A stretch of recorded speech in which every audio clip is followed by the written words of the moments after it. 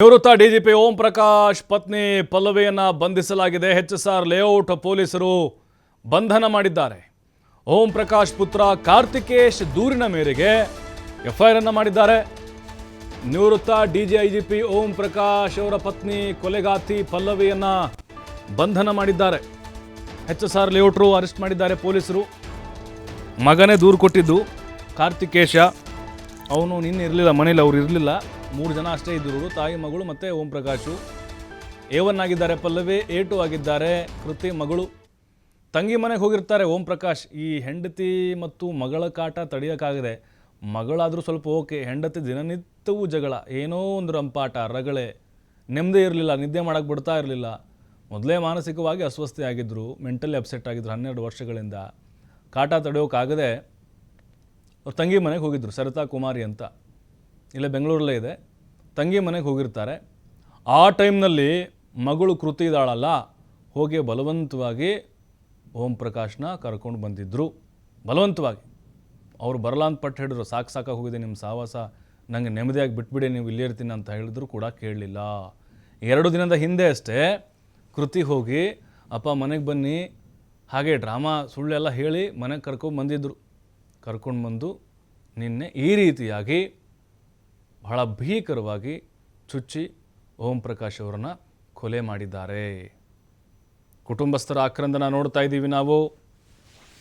HSR ಲೇಔಟ್ನಲ್ಲಿ ಕ್ಲಬ್ನಲ್ಲಿ ಅವ್ರಿಗೆ ಅಂತಿಮ ದರ್ಶನದ ವ್ಯವಸ್ಥೆನ ಮಾಡಲಾಗಿದೆ. ಕುಟುಂಬಸ್ಥರು, ಅವರ ತಂಗಿಯವರು ಇಲ್ಲೇ ಇದ್ದಾರೆ ನೋಡಿ. ತಾಯಿ ಮತ್ತು ತಂಗಿ ಇಬ್ಬರು ಖಿನ್ನತೆಯಿಂದ ಬಳಲ್ತಾ ಇದ್ರು. ದೂರಿನಲ್ಲಿ ನಿವೃತ್ತ ಡಿಜಿಪಿ ಓಂ ಪ್ರಕಾಶ್ ಪುತ್ರ ಕಾರ್ತಿಕೇಶ್ ಮಾಹಿತಿಯನ್ನು ಕೊಟ್ಟಿದ್ದಾರೆ. ತಂದೆ ಕೊಲೆ ಬಗ್ಗೆ ಅಕ್ಕಪಕ್ಕದ ಮನೆಯವರು ಕರೆ ಮಾಡಿ ನನಗೆ ಮಾಹಿತಿ ಕೊಟ್ಟರು. ನಿಮ್ಮ ತಂದೆಯ ದೇಹ ನೆಲದ ಮೇಲೆ ಬಿದ್ದಿದೆ ಅಂತ ತಿಳಿಸಿದ್ರು.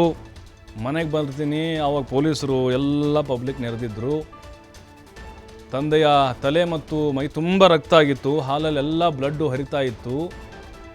ದೇಹದ ಪಕ್ಕದಲ್ಲಿ ಒಡೆದಿರುವ ಬಾಟ್ಲಿ ಇದ್ವು ಮತ್ತು ಚಾಕು ಇದ್ವು ನೋಡಿ. ಇದು ಎಫ್ಐಆರ್ನಲ್ಲಿರುವಂತಹ ಅಂಶ.